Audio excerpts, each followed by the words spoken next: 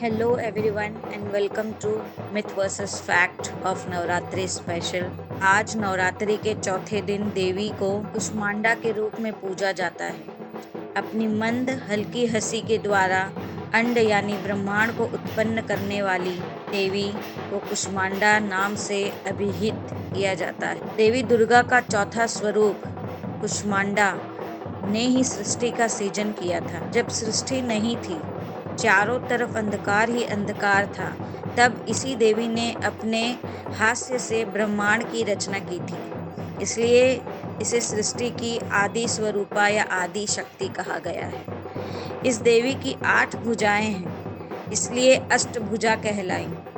इनके 7 हाथों में क्रमशः कमंडल, धनुष, बाण, कमल, पुष्प, अमृत कुंड, कलश, चक्र तथा गदा है और 8वें हाथों में सभी सिद्धियों और निधियों को देने वाली जपमाला है। देवी का वाहन है सिंह और इन्हें कुम्हड़े की बलि अति प्रिय है। संस्कृत में कुम्हड़े को कुष्मांड कहा जाता है, इसलिए इस देवी का नाम कुष्मांडा पड़ा।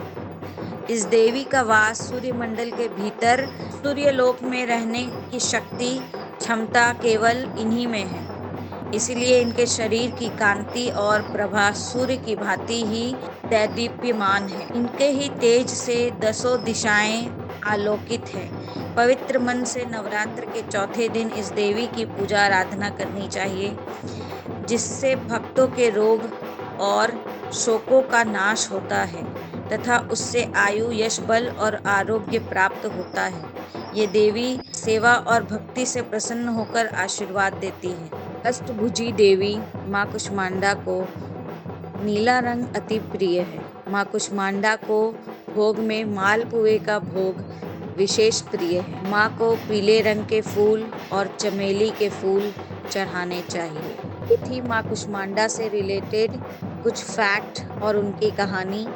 अब जानते हैं मिथ क्या है। कहा जाता है कि माँ को प्रसन्न करने के लिए जानवर या इंसानों की बलि देनी होती है, पर ऐसा बिल्कुल नहीं है। माँ तो सिर्फ एक फल, जिसको कुम्हड़ा कहते हैं, उसकी बलि मांगती है। माँ कभी इंसान और जानवरों की बलि नहीं लेती। तो ये थी माँ कुष्मांडा के स्वरूप की रोचक कहानी और मिथ वर्सेस फैक्ट। कल हम मिलेंगे माँ स्कंद माता की कहानी के साथ, एक ऐसी देवी से जो अपने गोद में कार्तिकेय जी को बिठाकर माता के प्यार और शक्ति का प्रतीक बन जाती है। 9 स्वरूप, 9 कहानियाँ और हर कहानी में छिपा है एक नया रहस्य। सीरीज को ज़रूर देखिए, सब्सक्राइब कीजिए और मेरे साथ बोलिए जय माता दी।